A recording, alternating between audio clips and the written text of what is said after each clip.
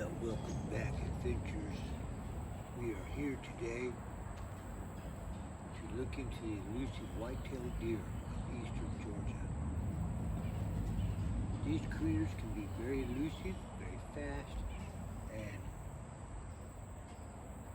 they'll clean out your yard of all your ornamentals in a hurry. Now, let's see if we can get a view.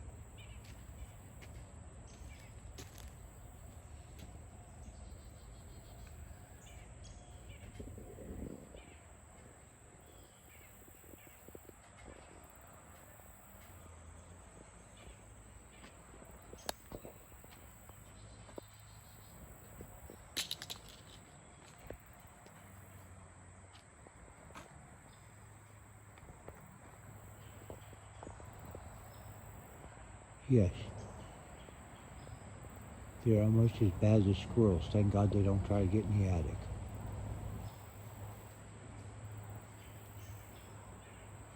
Another exciting episode of the Wyckoff Deer Preserve, where we feed them. We hope someday that maybe we could pet one of the darn things.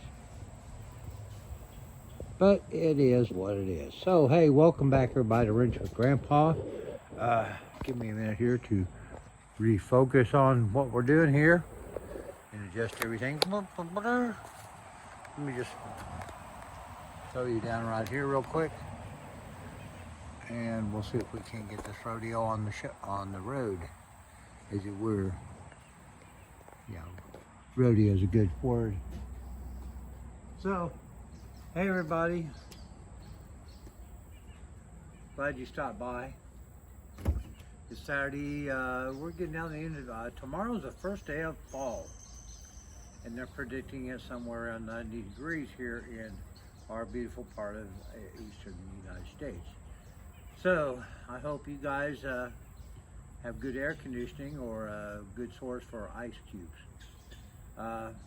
Anyway, let me just kind of show you some of the I've been messing around with.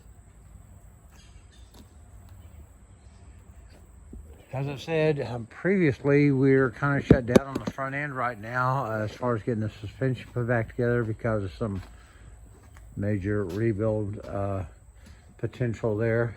But as always, trying to work on other things, and I had mentioned that we're going to start putting the interior back together. So that's kind of what I've been focusing on a little bit here lately. Let me see if we can get in here a little bit. And I'm not sure how this is going to work out. Hopefully I don't set anything on fire. But let's get some lights up in here. So, this metal piece has been refinished. All of the remainder of the interior rust restoration and encapsulation is done. So that's always a good thing. And as is pretty much all of the rest of it. So now we're going to start putting stuff back in there. Yay. And let's see what else we got going on over here. Okay, as part of that whole process, we started trying to rehab our armrests. Yes. Now, take in mind, these are like what, close to 60-year-old plastic that were originally had a chrome plating on them, and then anyway, they needed a lot of help, a lot of TLC. This one is done. I'm happy with that. This one, a few days back, last weekend, whatever, started trying to do this project, and I made a very big mistake. I hadn't really completed a good prep on the surface. I kind of got frustrated and tired, and then I shot it when I had too low a temperature and too high humidity. And like that one over there that I had to completely strip back down to bare plastic and start over and put primer, on and let it cure and then reshoot it with the appropriate paint. So that's what I gotta do with this one now. It never ends. But this one is done. And let me see if I can find it here. Is it this one? No. It's not that one. Where is it? Well, I'm losing my mind. I have, is that it? Too many things sitting in the same place. Okay, this is the padded part with the reconditioned ashtray and the reconditioned Schnagahide, and this let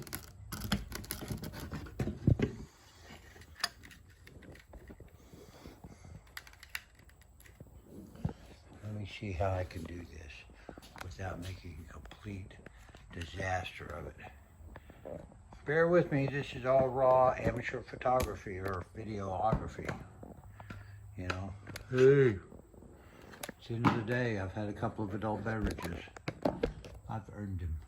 It's been a long week. Okay, so this is what we got. Of course, to get it to go in properly, we got to take the screws out. Uh-oh. I hope they're not coming for me. All right, here we go. So, we put that.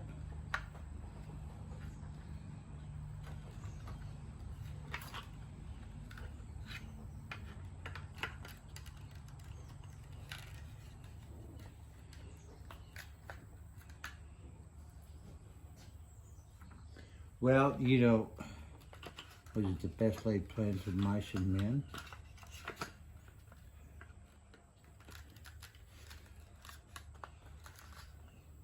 You know what? I think this is actually for the back seat. And the front is a little bit longer. Well, you know.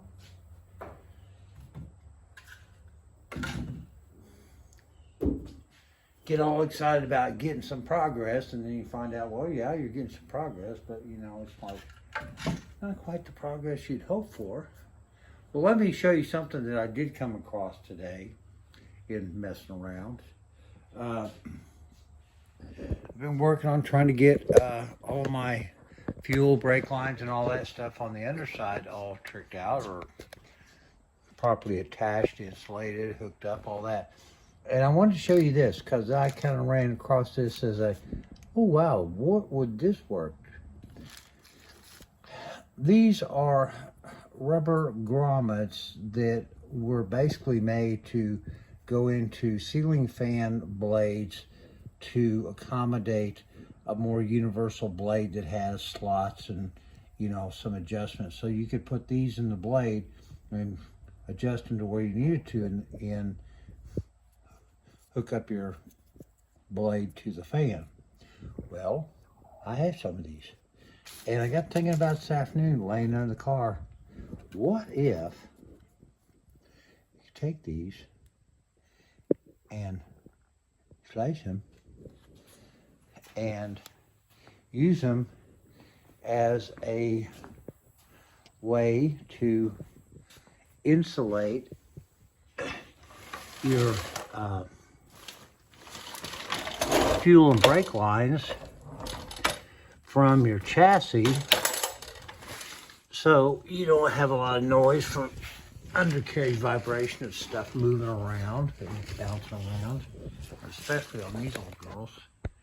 So bear with me, boys and girls. This is like totally kind of unplanned, but Well, it's playing, but not very well. So, if you get up underneath here, and I'll try to do this in a way that you can see it. Oh man, we need to change our angle here a little bit. Now maybe this will work. See that right there?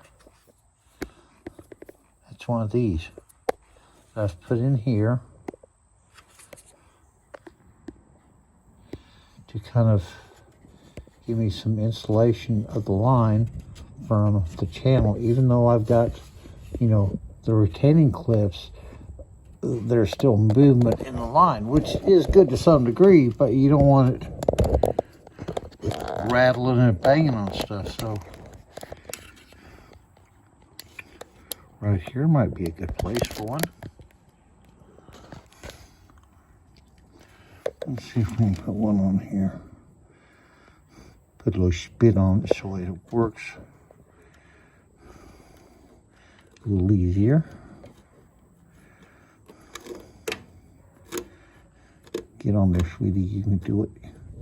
You can do it. Wunderbar. Now, if we put this up next to our retainer,